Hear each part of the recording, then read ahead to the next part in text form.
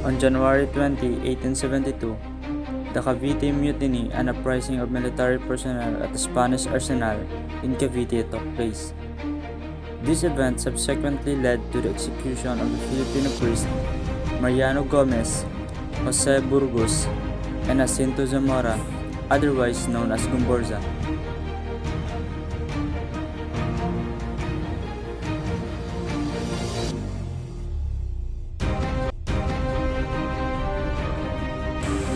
Father Antonio Piernaveja. The document he wrote admits to and condemns a variety of crimes and abuses allegedly committed by the friars, beginning with the period preceding the Cavite Mutiny. The execution of the three priests is blamed on friar intrigues according to all accounts. Father Agapito Echegoyen. He was the last Augustinian recollect and casualty of the Philippines Revolution in Cavite. He was slain with other three Augustinian friars, namely Domingo Cadenas, Antonio Piernaveja, and Matias Rivero. The account of Echegoyen does not name the alleged impersonator of Burgos, but he is described as Franciscan, though he later adds that others say he was a Recoleto. Chris Antoinette Pied Pugay, a first foreign student at the Sugang Graduate School of International Studies to graduate as a valedictorian with the highest GPA among graduating students in year 2011. She was the author of the two phases of the 1872 Cavite Mutiny.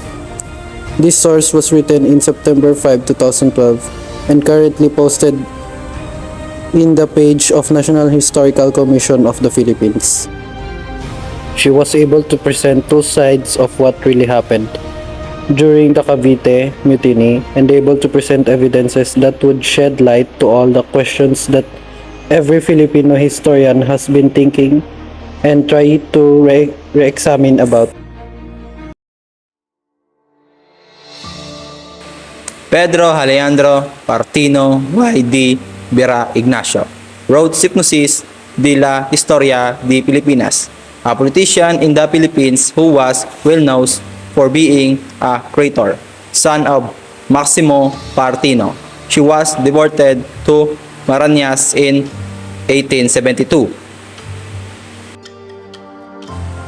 Dr. Trinidad Hermenegildo Pardo de Tavera, a Filipino scholar and researcher who wrote the Filipino version of the Cavite Bloodbath, an outstanding Filipologist who published notable scholarly work in the field of Oriental and the Philippine studies, including language, anthropology, folklore.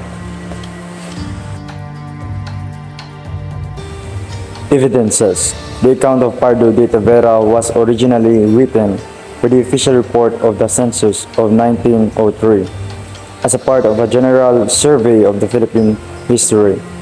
Pardo denies that there was any plot of overthrow Spanish rule and sees the Cavite Mutiny simply as an uprising due to the disaffection of the arsenal workers who had been deprived of their traditional exemption from tribute and their Filipino troops who sympathized with them.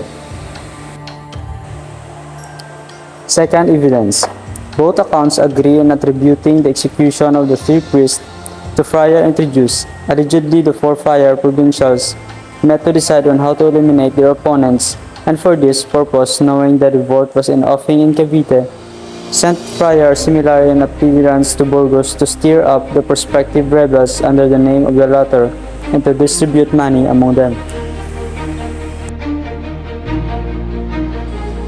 The last author who deserves attention by reason of the possibility of his possessing information from an immediate contemporary of the events is Pedro Paterno, whose father Maximo had been deported to the Marianas in 1872. Though young Pedro himself at that time was a student in Spain, during the Spanish era Pedro Paterno published many works purporting to be historical, but the great majority of them dealt rather the pre-Hispanic period of the Philippine history.